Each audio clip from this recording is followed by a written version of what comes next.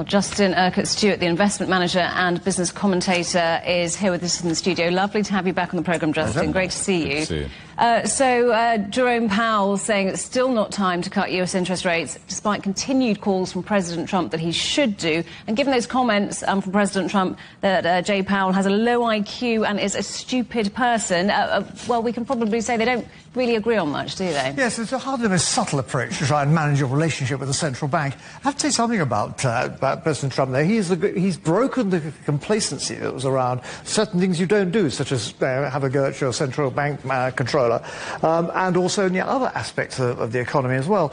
But do you ever remember, I think it was that Disney film Fantasia, where you have the sorcerer's apprentice who goes around causing chaos because he knows some of the tricks but doesn't know the answers or the impact. And that's exactly what he seems to be behaving as. He's looking short-term on terms of things of mucking around with tariffs without realising the impact that has on further on, which is actually will hurt global trade. Now, China and America need each other to be able to operate each other because they're in a symbiotic relationship with one another. Who's got the biggest purchaser of US debt most of the time? China.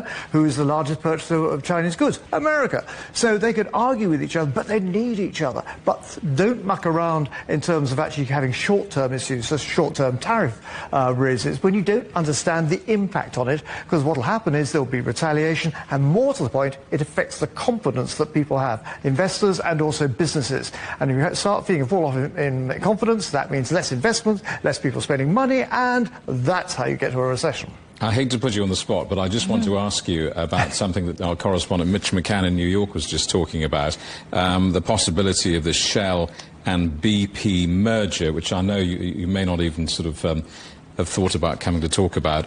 Thoughts on that? What do you think? What do you make of it? It doesn't surprise me. BP's had a terrible time over the past few years, and trying whether it's various oil crises it had in the Gulf, and also it's UK management hasn't actually covered itself in glory. Meanwhile, Shell, Anglo-Dutch, becoming a bit more Dutch than Anglo, and so if you actually want through global oil companies coming together to have strength against the likes of Exxon, then that probably does make sense. However, will the EU turn around and say this is too strong? You're in a monopolistic position. Remember, a monopoly doesn't have to mean everything, but is it too strong? Is it too strong for the market? But on the other hand, Europe needs to be able to have strong oil companies to go up against the other ones, particularly the American ones. Well, we'll keep our eyes on that story. That's still developing, still reports at the moment. But I want to go back to this idea of chaos that you talked about that President Trump is causing in his wake. How do investors and the markets navigate all this? It's very difficult indeed. If you're a short-term investor, get yourself a couple of cases of scotch and go and sit in a cave in Wales. And if you still think we're all going to be here next year, then you try to look through it, albeit you also try and actually make sure you're in assets which don't reflect some of the danger that's going on.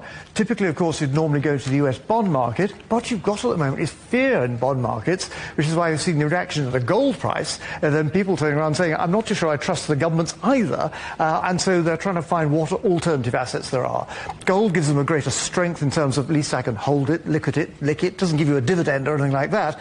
But they probably don't want to be going near things like Bitcoin, which based on what? So there's an aversion now towards more risk. Having said that, what you look at the stock market at the moment, people saying, well, there's some relief. Maybe life may get a little bit politically a bit more easier because they've had a ceasefire in the Middle East. But this is pretty tenuous stuff. So short term, you're seeing some interest in developing the markets. Medium term, at the moment, people looking out saying, where does the growth come from? Right, well, more on gold and more from you, Justin, in just a moment. But for now, the business commentator, Justin Urquhart-Stewart.